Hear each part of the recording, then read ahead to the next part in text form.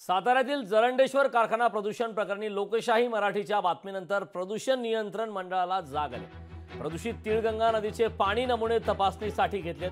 प्रदूषित पाण्याचा अहवाल आल्यानंतर कारवाई होणार। अजित पवारांची संबंधित जरंडेश्वर कारखाना याचाच आढावा घेतलाय आमचे प्रतिनिधी इम्तियाज मुजावर आहेत। पश्चिम महाराष्ट्रातल्या सगळ्यात अग्रगण्य समजल्या जाणाऱ्या कोरेगाव तालुक्यातील जरंडेश्वर कारखान्याच्या मळी मिश्रित पाणी तिळगंगा नदीमध्ये मिश्रित झाल्याने संपूर्ण तिळगंगा ही मैली झाली असल्याचा प्रकार लोकशाहीने परखडपणे दाखवल्यानंतरच साताऱ्यातल्या प्रदूषण विभाग मंडळ खडबडून जाग झालाय। काल लोकशाहीची बातमी प्रसिद्ध होताच प्रदूषण मंडळ हे जरंडेश्वर कारखान्यावर पोहोचलं आणि त्या ठिकाणी त्यांनी पूर्णतः या कारखान्याच्या मळी मिश्रित ज्या नदीमध्ये पाणी मिश्रित होत होतं या पूर्ण नदीतलं पाण्याचे नमुने घेतले आणि त्याचे अहवाल देखील आता तयार करण्यात पुढे पाठवण्यात आला असल्याचं अधिकारी सांगतायत। मात्र साताऱ्यातल्या प्रदूषण विभागाच्या मंडळाचे अधीक्षक सातपुते यांनी मात्र या सर्व प्रकारावर बोलण्यास जाणीवपूर्वक टाळाटाळ केलेली आहे।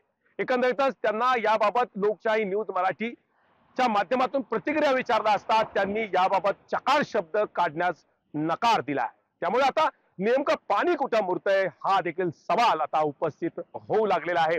जरंडेश्वर सहकारी साखर कारखान्याच्या या मळी मिश्रित पाण्याच्या नदीमध्ये मिश्रित झालेल्या पाण्यावर आता नेमकं प्रदूषण विभाग मंडळ वरिष्ठ पातळीवर काय कारवाई करताय याकडे आता लक्ष लागून राहिलेलं आहे। कॅमेरामन वसीमचा इम्तियाज मुजावर, लोकशाही मराठी, सातारा। लोकशाही मराठी ऐका, पहा, जागरूक रहा।